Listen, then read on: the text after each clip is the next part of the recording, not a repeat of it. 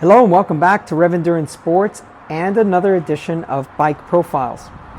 Here's the headline news. We have a Bianchi Infinito with SRAM AXS 12 speed, and we'll go through the rest of the spec point by point or component by component. Okay, if you're not familiar, the Infinito is the endurance geometry bike.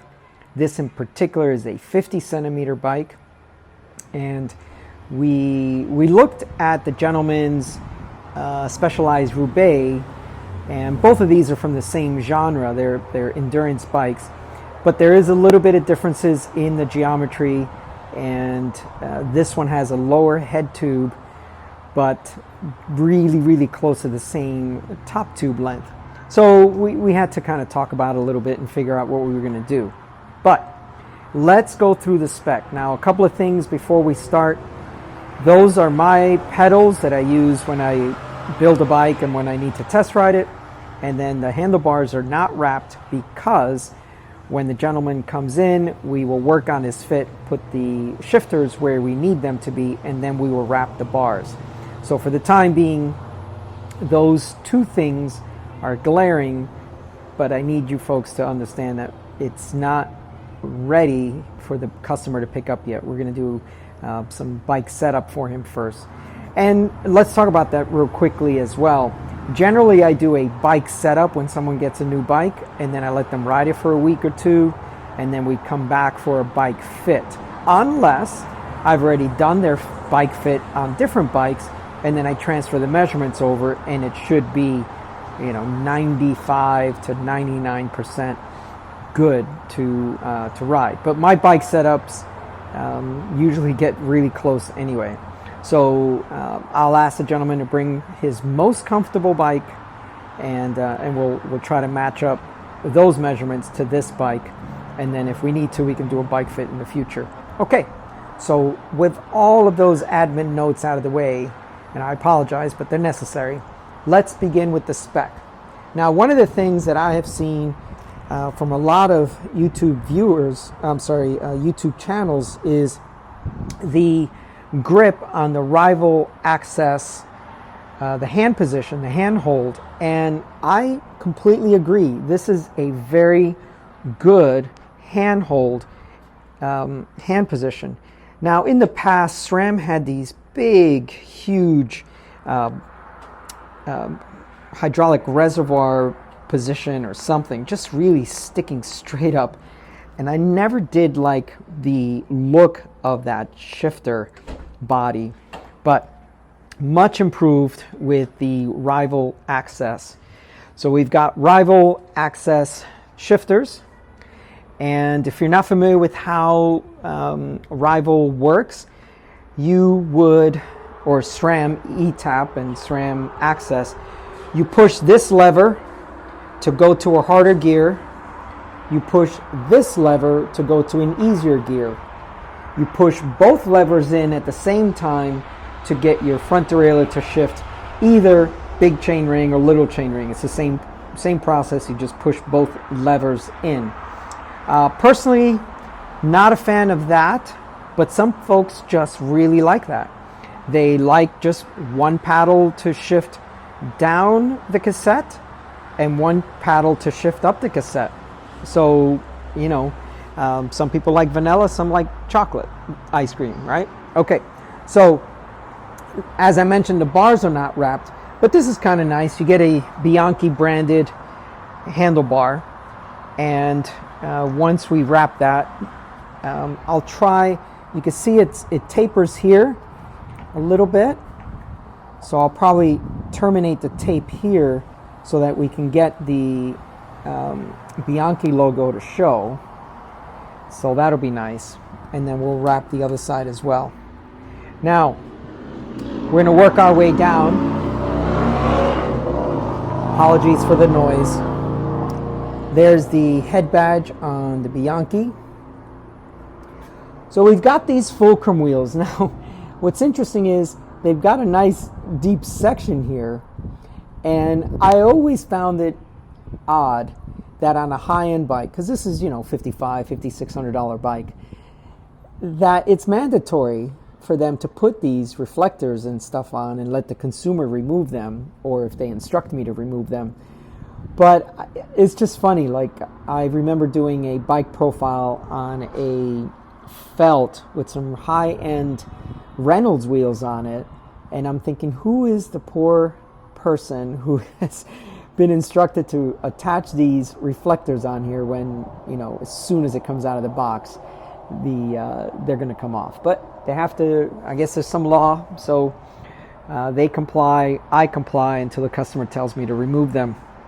So we got some fulcrum aluminum wheels, and let's take a look at this tire because I'm curious what size they're stocking these with. I believe they're coming now with 28s, but yeah, there it is. It is a 28 tire, and I've seen some bikes coming with 30 tires and even 32 tires. So on the endurance side I'm talking about.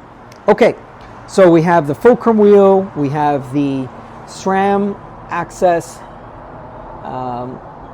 hydraulic brakes, and a rotor.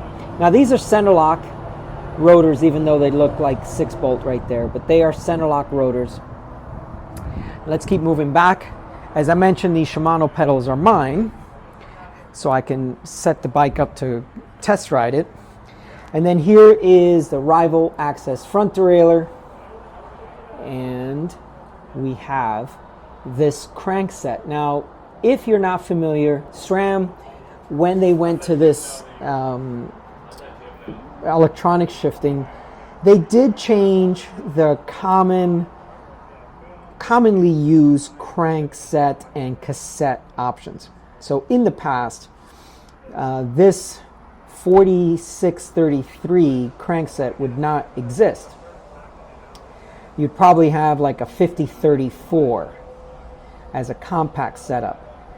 But here's the thing, if you have a 10-tooth cog back here, the 46 and a 10-tooth cog is a pretty massive gear. So you're getting your top end speed, and then you've got the 33 inner chainring matched up with a 36 in the back. So that's also a massive, gear range, right? So you're 33 and 36 for climbing, max climbing, and then for top end speed you have a 46 and a 10, right? So just a really broad range of gears.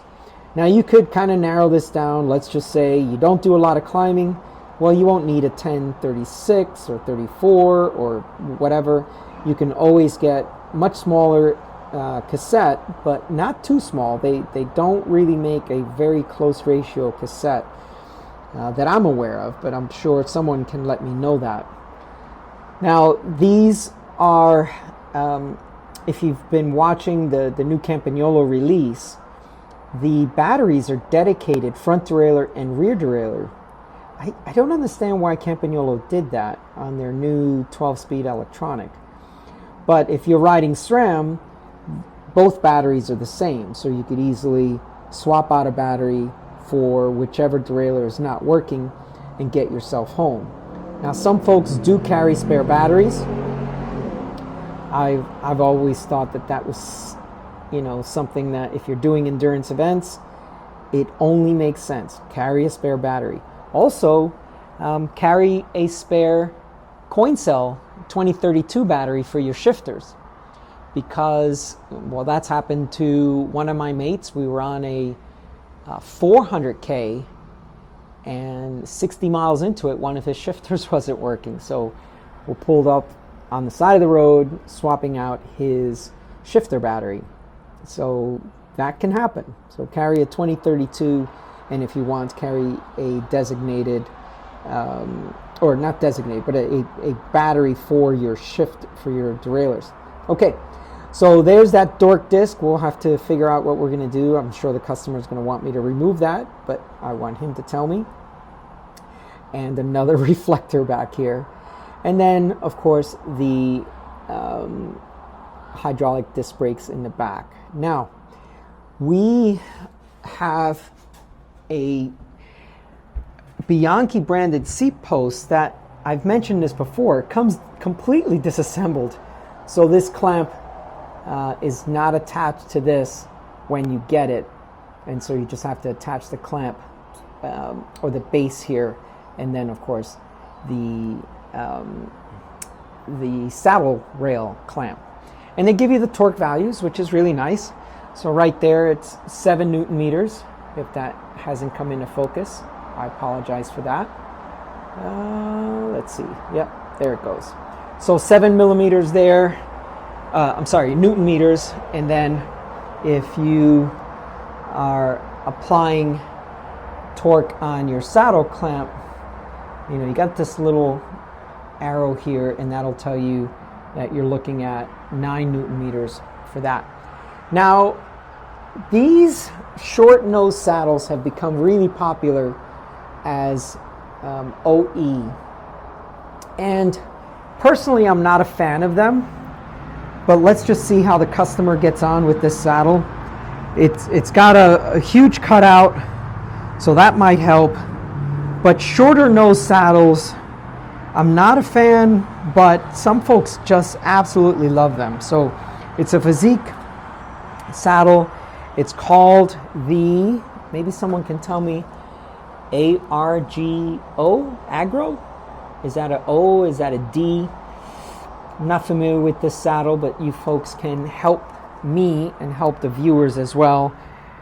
I never profess to know every single spec on every single bike that I ever work on. But here we are, one last shot of it. Now, for assembly purposes, because you're wondering, wow, that seat post is really high up. For assembly purposes, I clamp it pretty far out. And the reason I do that is because I don't want to push the saddle in and then have to raise it for the customer, and then maybe I will have scratched the surface of the seat post. So what I do is I just typically put it in like right where minimum insertion line is, clamp it, and then if we need to lower it for the customer, then we lower it. But I do not like to have to raise the seat post and then scratch it along the way. So that's just a little maintenance tip, if you will. That's just, or assembly tip. I'm just one of those people that I try to deliver the bike as pristine as possible to my customers. So, they've paid, over $5,000 for this bike, that you want to make sure that it is pristine when they receive it. Okay, well, that is all for today. If you like these bike profiles, just drop a comment down below. Hey, dig in the way you go through each component, and I'll just keep doing them, because if there is an audience or an appetite for it, I'll keep providing it for you. Okay, please like and subscribe. We'll probably do a follow-up video when this customer picks up his bike, and maybe we'll do some fit things with him. We'll see how amenable he is. By the way, this customer did come to me from watching my YouTube channel. So at any time that you folks, you're watching a channel, you're like, wow, that gadget or that bike, that wheel, that whatever, I like it, I want to support the channel, please drop a line, please text so that we can schedule a call, a one-on-one consultation, and I would love to earn your business if I can. But if not, maybe provide some consultation. And I am very, very I have a very strong stance that everyone should support their local bike shop. So if for whatever reason you've had a falling out with your local bike shop or something like that, yeah, I would love to earn your business, but please reconcile with your local bike shop. Let's keep those bike shops thriving in what is a very, very tough environment. So always support your local bike shop, but I'm here as a second opinion for you. Okay, thank you so much for tuning in. Please like and subscribe, and we'll see you up the road.